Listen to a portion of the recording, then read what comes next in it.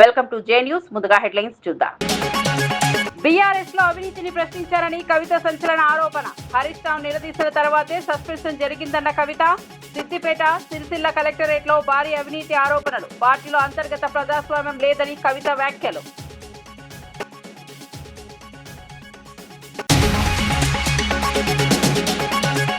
కాళేశ్వరం ప్రాజెక్టుకు తాను అడ్డుపడలేదన్న చంద్రబాబు. తెలుగు రాష్ట్రాల మధ్య విద్వేషాలు మంచివి కాదని వ్యాఖ్య. ప్రతి ఏడాది వేల టీఎంసీల నీరు వృధా అవుతోందని ఆవేదన. రాజకీయాల కన్నా ప్రజల ప్రయోజనాలే ముఖ్యమని స్పష్టం.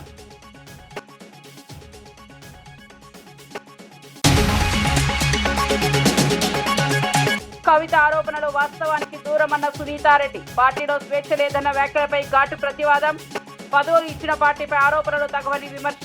బహిరంగ వ్యాఖ్యలతో కార్యకర్తల్లో గందరగోళమని ఆవేదన.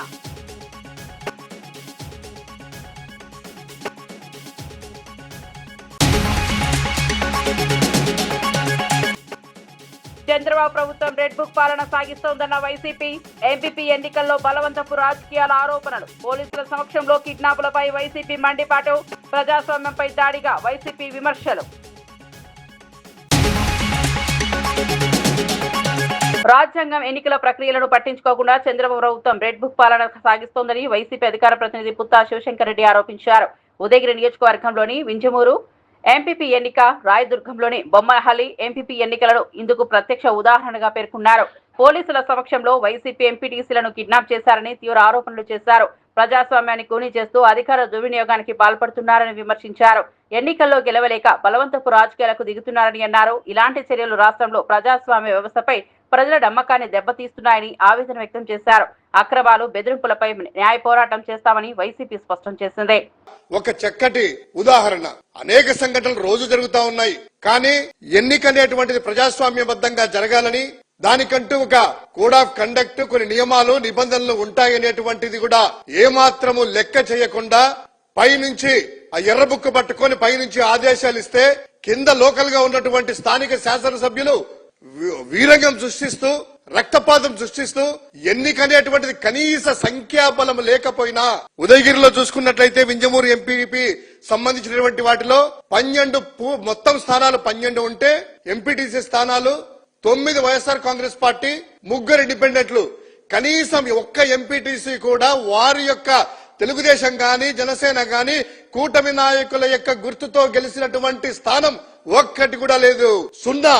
అదేవిధంగా రాయదుర్గంలో మొత్తం 16 స్థానాలు ఉంటే 15 స్థానాలు వైఎస్ఆర్ కాంగ్రెస్ పార్టీ పూర్తి బలం ఉన్నా, ఏకపక్షంగా ఉన్నా, కనీసం ఎన్నిక జరగకుండా స్థానిక శాసనసభ్యులు పెద్దల పైన ఆదేశాలతో వీరంగం సృష్టిస్తూ, రక్తపాతం సృష్టిస్తూ, సాక్షాత్తు పోలీసులు, ఎన్నికల అధికారుల ముందరే.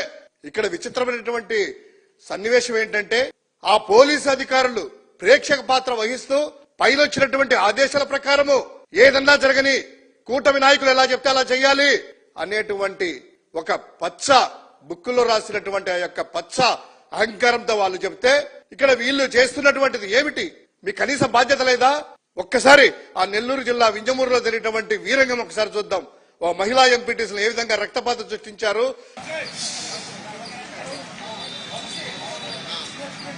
ఓటు వేయడానికి వెళ్తున్నటువంటి మా యొక్క ఎంపీటీసీలు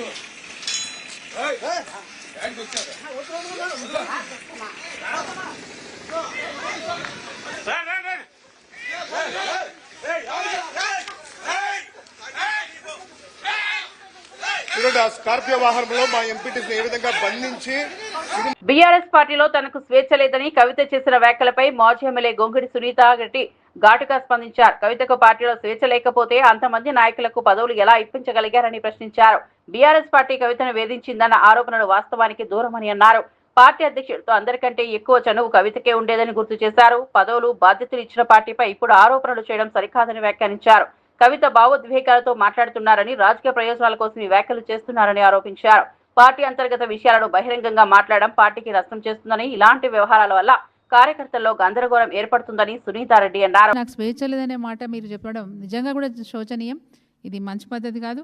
అదేవిధంగా మరి వ్యక్తిగత విషయాలు మాట్లాడుకోవడానికి మీరు ఆ వేదికను వాడుకున్నారు తప్ప ఇంకొక విషయం ఏం లేదు. చాలా బాధపడుకుంటూ మరి కంటతడి పెట్టినారు. కంటతడి పెట్టేంత క్షోభకు ఈ పార్టీ మిమ్మల్ని ఏం గురి చేయలేదు. గుంటూరు శివారులో జరుగుతున్న 3వ ప్రపంచ తెలుగు మహాసభలో కేంద్ర మంత్రి పెమ్మసాని చంద్రశేఖర్ పాల్గొని తెలుగు భాష గొప్పదనాన్ని వివరించారు. ఈ సందర్భంగా ఆయన మాట్లాడుతూ తెలుగు నేర్చుకోవడం వల్ల పిల్లల్లో విషయ పరిజ్ఞానం, ఆలోచన శక్తి, జ్ఞాపక శక్తి మరింత పెరుగుతాయని తెలిపారు. మాతృభాషలో విద్య అభ్యసించడం ద్వారా కుటుంబ బంధాలు నిలబడతాయని, సంస్కృతి సంప్రదాయాలు నిలుస్తాయని పేర్కొన్నారు. ప్రపంచవ్యాప్తంగా అనేక రంగాల్లో రాణించిన ప్రముఖులు తమ మాతృభాషలోని విద్యను పూర్తి చేసి ఎదిగారని గుర్తు చేశారు. తెలుగు కేవలం ఒక భాష మాత్రమే కాకుండా మన జీవన విధానమని, మన గుర్తింపని అన్నారు.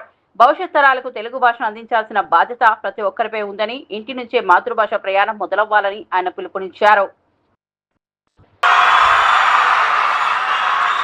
దాన గుణంలో కలియుగ కర్ణుడైనటువంటి శ్రీ అశోక్ గజపతి రాజు గారికి, అసెంబ్లీని ఒంటి చేత్తో నడిపిస్తున్నటువంటి శ్రీ చింతకాయ లయన్న పాత్రుడు గారికి, వేదికను అలంకరించిన పెద్దలకు, మా నియోజకవర్గ ఎమ్మెల్యేలకు,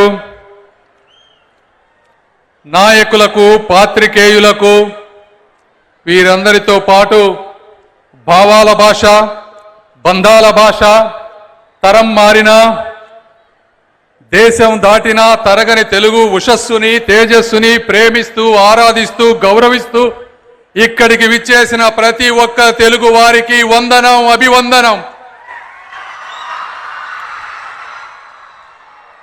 శతాబ్దాల ఘన చరిత్ర కలిగిన తెలుగు భాషాభిమానులు ఒక చోట చేరిన ఈ అపూర్వమైన, ఆనందమైన, అద్వితీయమైన వేడుక ఈ ప్రపంచ మహాసభలు.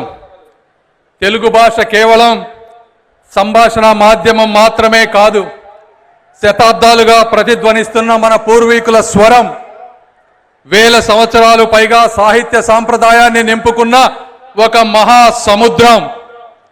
అన్నమాచార్యుల కీర్తనల నుండి శ్రీ విప్లవ కవిత్వం వరకు, నన్న మహాభారతం నుండి విశ్వనాథ సత్యనారాయణ ఆధునిక సాహిత్యం వరకు తెలుగు ప్రపంచానికి విజ్ఞానాన్ని, వినోదాన్ని, విప్లవ స్ఫూర్తిని అందించినటువంటి భాష ఈ తెలుగు భాష.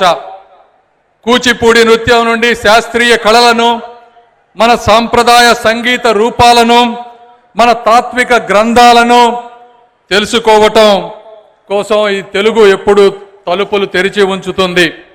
తెలుగు నేర్చుకోవడం ద్వారా మనల్ని మన మూలాలతో కలుపుతుంది, తరతరాల మధ్య కుటుంబ బంధాలను బలపరుస్తుంది. ఒకప్పుడు వెంకయ్యనాయుడు గారు చెప్పినట్టు, నాన్న అనే పదంలో ఉండే నమ్మకం, గురువు అనే పదంలో ఉండే గౌరవం, దేశం అనే పదంలో ఉండే ధైర్యం ఒక్క తెలుగు భాషలోనే వస్తుంది అని మీ అందరికీ నేను తెలియజేస్తా ఉన్నాను. తెలుగు నేర్చుకున్న పిల్లలు రీసెర్చ్లో చూస్తే వారికి విషయ పరిజ్ఞానం కానీ, జ్ఞాపక శక్తి కానీ, సృజనాత్మకత కానీ చాలా ఎక్కువగా పొంది ఉంటారు. నేను కూడా 25 సంవత్సరాలు అమెరికాలో ఉన్నా ఈరోజు మీ అందరితో కలిసి ఉన్నాను అంటే దానికి కారణం తెలుగు భాష, ఆ భాషపై ఉన్నటువంటి మమకారం, ఆ భాష మీద ఉన్నటువంటి పట్టు అని మీ అందరికీ నేను తెలియజేస్తా ఉన్నాను. చిన్నప్పుడు మా తల్లిదండ్రులు మాకు గోరు ముద్దలు తినిపించేటప్పుడు చందమామ కథలు, సామెతలు చెప్పి పెంచారు. ఈ రోజుల్లో లాగా సెల్ ఫోన్లు పెట్టి పెంచలేదు కాబట్టే ఈరోజు మీ అందరి ముందు నేను మాట్లాడగలుగుతున్నానని కూడా తెలియజేస్తా ఉన్నాను. ఇవన్నీ ఎందుకంటే ఈరోజు పిల్లలకి తెలుగు చదవటం, మాట్లాడటం, రాయటం, అదేవిధంగా సొంత భాషపై గర్వం లేకపోవటం ప్రధాన సమస్యలుగా ఉన్నాయి. భాష చనిపోతే సంస్కృతి చనిపోతుంది, సంస్కృతి చనిపోతే మనకి గుర్తింపు మాయమవుతుంది అని కూడా మీరు అందరూ తెలుసుకోవాలి. ఇంగ్లీష్ నేర్చుకోవడం తప్పు కాదు, కానీ తెలుగు మర్చిపోవటం మాత్రం తప్పే. మనకి 2 కళ్ళు ఎలా ఉన్నాయో 2 భాషలు కూడా ముఖ్యమని అందరూ తెలుసుకోవాలి. దీనిని పరిరక్షించడానికి, వ్యాప్తి చెందించడానికి అందరం కృషి చేయాల్సినటువంటి పరిస్థితి ఉంది. అందరం ఇంట్లో తెలుగులో మాట్లాడాలి. నేను కూడా అమెరికాలో ఉన్న మా పిల్లలతో ఎప్పుడు తెలుగులోనే మాట్లాడతాం. ఎందుకంటే తల్లిదండ్రులే మొట్టమొదటి గురువులు పిల్లలకని తెలుసుకోవాలి. తెలుగు కథలు, తెలుగు సామెతలు చెప్పాలి, తెలుగు పాటలు వినిపించాలి. మన భాష విలువను, చరిత్రను, గొప్పదనాన్ని ప్రతి ఒక్కరికి తెలియజేయాలి. అదేవిధంగా ప్రభుత్వాలతో తెలుగు సాహితీ సంఘాలను, గ్రంథాలయాలను మరియు సాంస్కృతిక కార్యక్రమాలను మనం అందరం విద్యుత్ శాఖలో గతంలో ఎన్నో కీలక సంస్కరణలు చేపట్టామని ఉప ముఖ్యమంత్రి బట్టి విక్రమార్క తెలిపారు. అత్యవసర పరిస్థితిలో విద్యుత్ సమస్యలను పరిష్కరించేందుకు 108 తరహాలో ఎలక్ట్రిక్ అంబులెన్స్లను ఏర్పాటు చేశామని వెల్లడించారు. గత 6 నెలలుగా ఈ సేవలు అందుబాటులో ఉన్నాయని చెప్పారు. ట్రాన్స్ఫార్మర్ సమస్యలు, విద్యుత్ అంతరాయాలకు వెంటనే స్పందించేందుకు ఈ అంబులెన్స్ ఉపయోగపడుతున్నాయని తెలిపారు. రైతులు, వినియోగదారులు ఎదుర్కొంటున్న ఇబ్బందులను తగ్గించడమే లక్ష్యంగా ఈ చర్యలు చేపట్టామని పేర్కొన్నారు. విద్యుత్ సరఫరా వ్యవస్థను మరింత బలోపేతం చేయడానికి ప్రభుత్వం కట్టుబడి ఉందని బట్టి విక్రమార్క స్పష్టం చేశారు. 31/12/2025 తేదీ వరకు గల కాలంలో రాష్ట్రంలో వ్యవసాయ కనెక్షన్ల కోసం ప్రజలు దరఖాస్తు చేసుకున్నటువంటిది 3,44,462 మంది రైతులు దరఖాస్తు చేసుకున్నారు. కనెక్టెడ్ లోడు కనెక్షన్ల సంఖ్య ఆధారంగా వ్యవసాయ ట్రాన్స్ఫార్మర్లను ప్రతిపాదించడం శాంక్షన్ చేయడం కూడా కనెక్షన్ల సంఖ్య కనెక్టెడ్ లోడ్ ఆధారంగా ట్రాన్స్ఫార్మర్లను ఏర్పాటు చేయడం అవుతుంది. రైతులకు వ్యవసాయ కనెక్షన్లు అందించడానికి మొత్తం 75,686 వ్యవసాయ ట్రాన్స్ఫార్మర్లను సమకూర్చడమైంది. వ్యవసాయ కనెక్షన్లు మొదట వచ్చిన వారికి మొదట ఇవ్వటం అనేటువంటి సీనియారిటీ ప్రకారం విడుదల చేయడం అవుతుంది. ఇక మిగిలిన 9,700 మంది దరఖాస్తుదారులు క్షేత్రస్థాయిలో అనుసంధానం లైన్ పనులు పూర్తయిన తర్వాత వాటికి కూడా అవసరమైన ట్రాన్స్ఫార్మర్లు సమకూర్చబడును.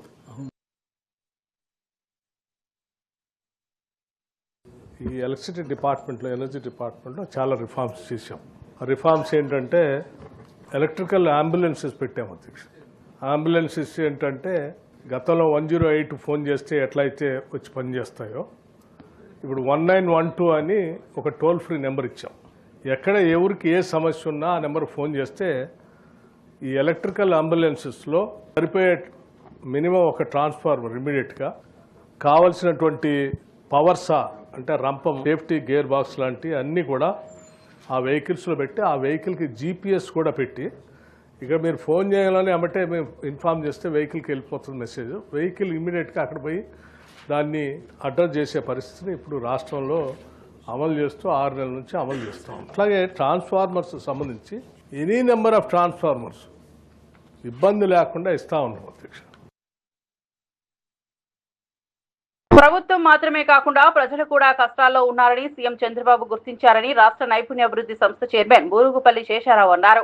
తూర్పుగోదావరి జిల్లా ఉండ్రాజవరం మండలం వేలివెన్నిలో లబ్ధిదారులకు సీఎం రిలీఫ్ ఫండ్ చెక్కులు పంపిణీ చేశారు. రాష్ట్రంలో ఆర్థిక ఇబ్బందులు ఉన్నప్పటికీ ప్రజల కష్టాలను తీర్చేందుకు కూటమి ప్రభుత్వం ప్రయత్నిస్తోందని తెలిపారు. అత్యవసర పరిస్థితుల్లో ప్రజలకు అండగా నిలబడమే ప్రభుత్వ లక్ష్యమని చెప్పారు. చికిత్స ఖర్చులు, అనారోగ్య సమస్యలతో ఇబ్బందులు పడుతున్న కుటుంబాలకు ఈ సహాయం ఊరటనిస్తుందని పేర్కొన్నారు. ప్రజల సంక్షేమం కోసమే ప్రభుత్వం వెనకాడకుండా ముందుకు వస్తోందని ఆయన వ్యాఖ్యానించారు.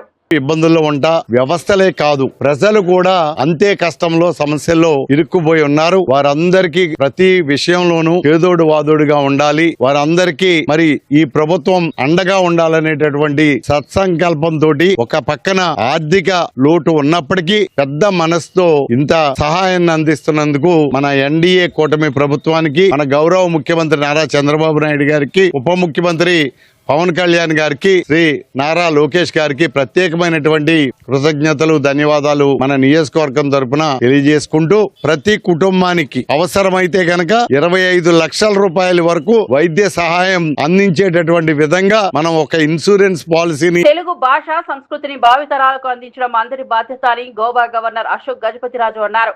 మాతృభాష ద్వారా మాత్రమే విలువలు, సంప్రదాయాలు నిలుస్తాయని ఆయన అభిప్రాయపడ్డారు.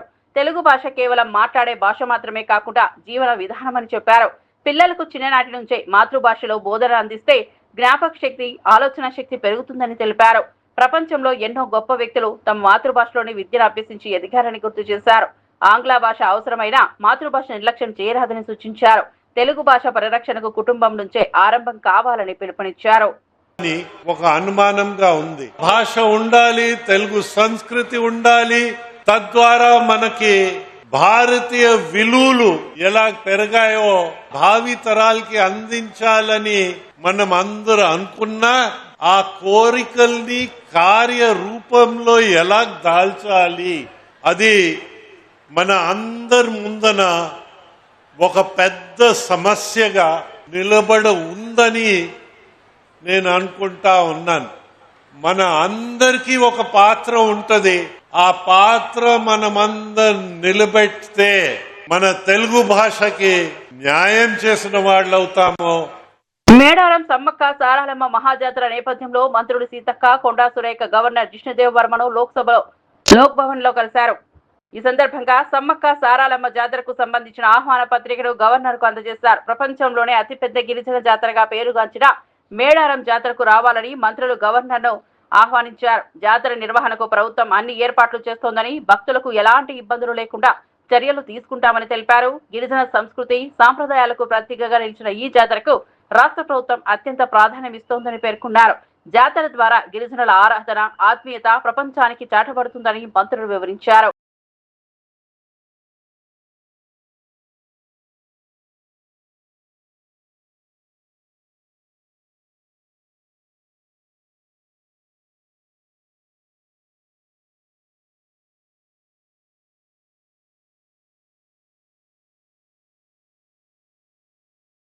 జల వివాదాలపై ఏపీ సీఎం చంద్రబాబు నాయుడు స్పందిస్తూ కీలక వ్యాఖ్యలు చేశారు. కాళేశ్వరం ప్రాజెక్టు నిర్మాణ సమయంలో తాను ఎలాంటి అడ్డంకులు పెట్టలేదని స్పష్టం చేశారు.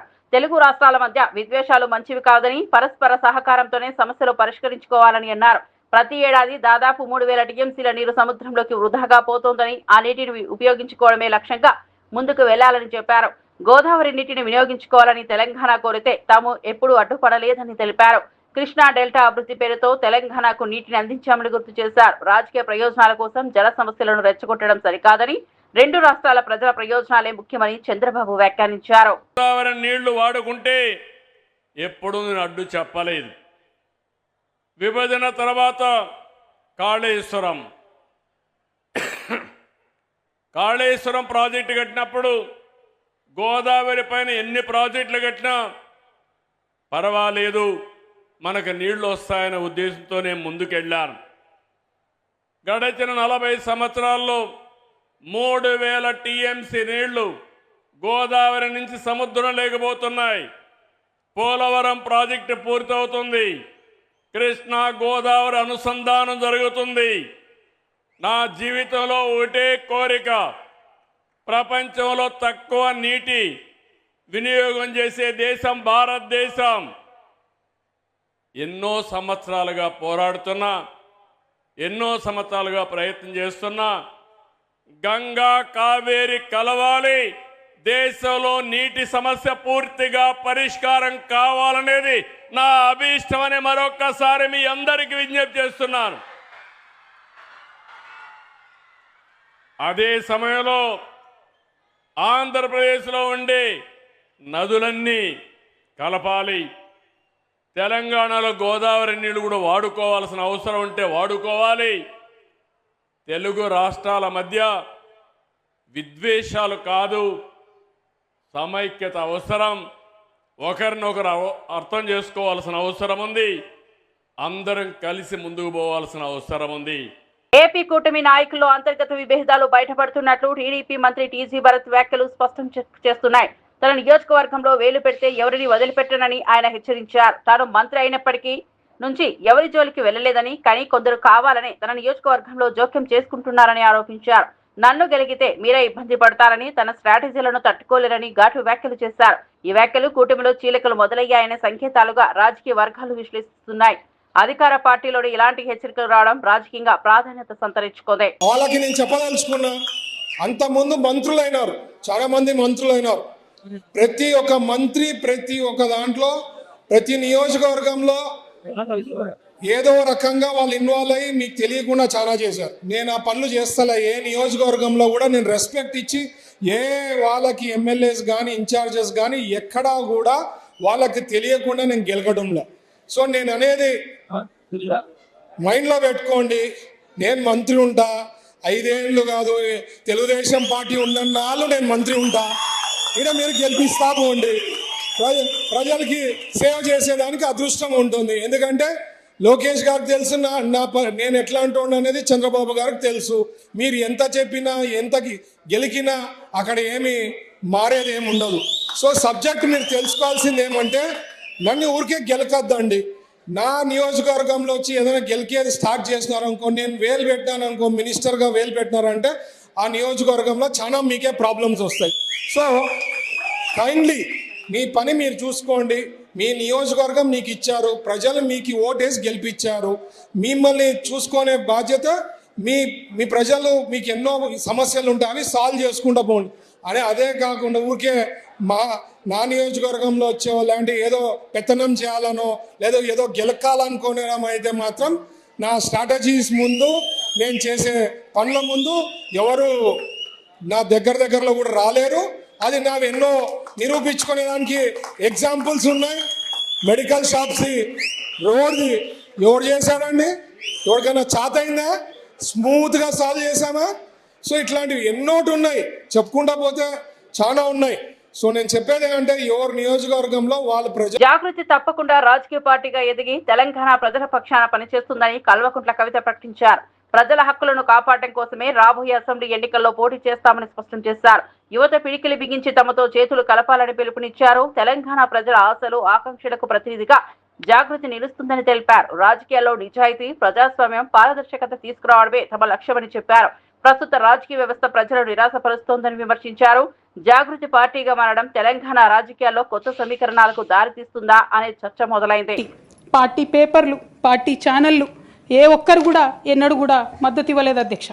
అయినా సరే ధైర్యం వదులుకోకుండా మొక్కువని ప్రయత్నంగా నేను ప్రయత్నం చేస్తూనే వెళ్ళాను అధ్యక్ష. తెలంగాణ రాకముందు, బీఆర్ఎస్ ప్రభుత్వం ఏర్పడకముందు ఒక మాట అనుకున్నాం అధ్యక్ష. కేసీఆర్ గారే పదే ఈ మాట చెప్పారు.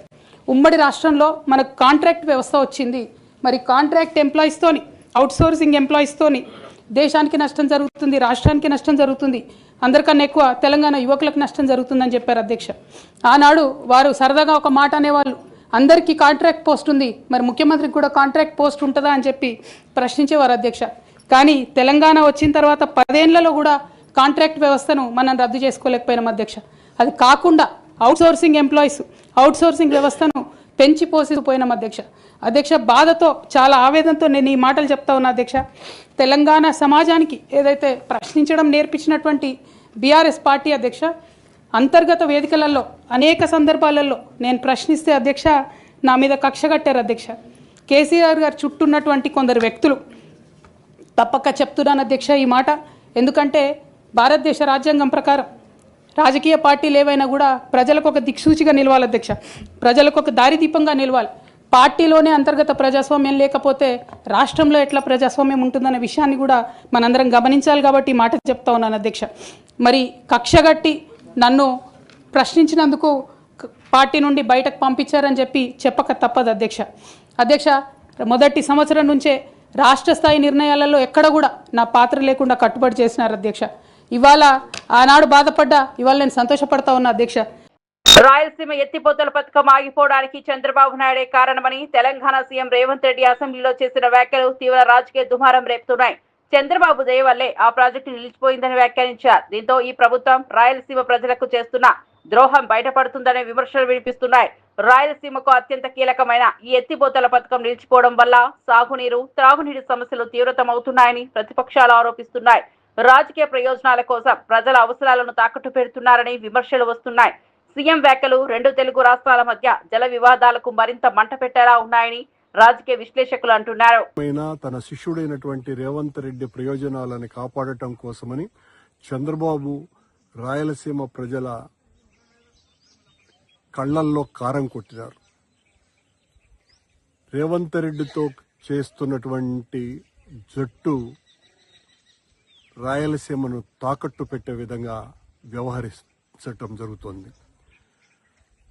రేవంత్ రెడ్డి మీదేమో పన్నీరు, రాయలసీమ వాసులకేమో కన్నీరు మిగిల్చే విధంగా చంద్రబాబు నిర్ణయం తీసుకోవటం ఎంత దుర్మార్గంగా ఉందో మనమందరం కూడా ఆలోచించాలి. రాయలసీమ వాసులంగా జగన్మోహన్ రెడ్డి గారు ఎంతో ఉదాత్తమైనటువంటి ఆశయంతో రాయలసీమ వాసుల కడగండ్లు పూర్తిగా తీర్చివేయాలన్నటువంటి సదాశయంతో దాదాపు 4,000 కోట్ల రూపాయల ప్రాజెక్టును, ప్రతిరోజు కూడా 1 టీఎంసీ వాటర్ను, మిగులు జలాలను రాయలసీమ ప్రాంత వాసులకు అందరికీ వాళ్ళ పొలాలను తడపాలా అన్నటువంటి గొప్ప ఆలోచన చేస్తే ఈ రోజున చంద్రబాబు నాయుడు గారు ఉద్దేశ్యపూర్వకంగా రేవంత్ రెడ్డి ప్రయోజనాలను కాపాడటం కోసమని రాయలసీమను తాకట్టు పెట్టడం అంటే ఇంతకంటే ఘోరం మరొకటి లేదు. చంద్రబాబు గారి తెలుగుదేశం పార్టీ చెలికత్తె పత్రిక ఈ రోజున పతాక శీర్షికల్లో ఒక వ్యాసం రాసింది. ప్రభుత్వ వర్గాలు జగన్మోహన్ రెడ్డి గారే ద్రోహం చేసినారు ఎత్తిపోతల పథకానికి అని చెబుతూ.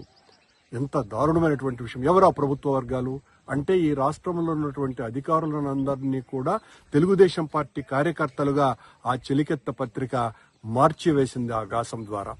తెలుగుదేశం పార్టీకి సంబంధించినటువంటి నాయకులకు ఎవరికీ కూడా దాని మీద ఏ రకమైనటువంటి అవగాహన లేకపోవడంతో సాక్షాత్తు ఆ చెలికత్తె భుజానకు ఎత్తుకొని ఈ వ్యాసాన్ని ప్రజలను ఎత్తిన రుద్దేటువంటి ప్రయత్నం చేసింది. సీమకు చంద్రబాబు గారు ఏ రోజు కూడా సీమ వాసి అయ్యుండి ఒక్క రోజు కూడా అతను ఒక్క మంచి పని చేసినటువంటి పాపాన పోలేదు. రాయలసీమకు ఏదైనా మేలు జరిగిందంటే 84-85 ప్రాంతాలలో వైఎస్ రాజశేఖర రెడ్డి గారి నాయకత్వంలో ఆనాడు జరిగినటువంటి విరోచిత పోరాటాలు, ఆయన ముఖ్యమంత్రి అయిన తర్వాత అది గాలేరి నగరి కావచ్చు, హంద్రీనివా కావచ్చును, ఏ నీటిపారుదల ప్రాజెక్టు రాయలసీమకు అయినా కూడా పెద్ద ఎత్తున వచ్చినాయి అంటే అది ఆయన పుణ్యమే. రాజశేఖర రెడ్డి గారే లేకపోయి ఉంటే రాయలసీమ వాసులకు తీరని నష్టం జరుగుండేది.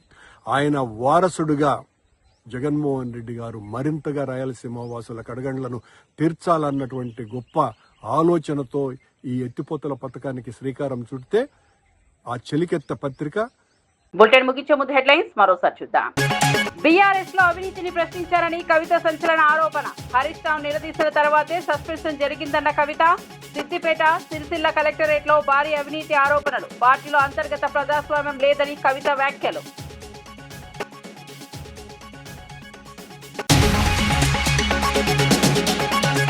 కాళేశ్వరం ప్రాజెక్టుకు తాను అడ్డుపడలేదన్న చంద్రబాబు. తెలుగు రాష్ట్రాల మధ్య విద్వేషాలు మంచివి కాదని వ్యాఖ్య. ప్రతి ఏడాది వేల టీఎంసీల నీరు వృధా అవుతోందని ఆవేదన. రాజకీయాల కన్నా ప్రజల ప్రయోజనాలే ముఖ్యమని స్పష్టం.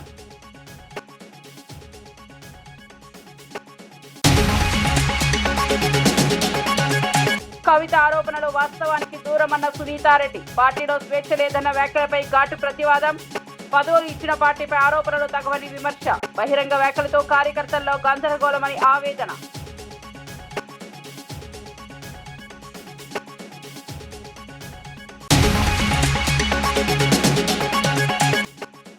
చంద్రబాబు ప్రభుత్వం రెడ్ బుక్ పాలన సాగిస్తోందన్న వైసీపీ.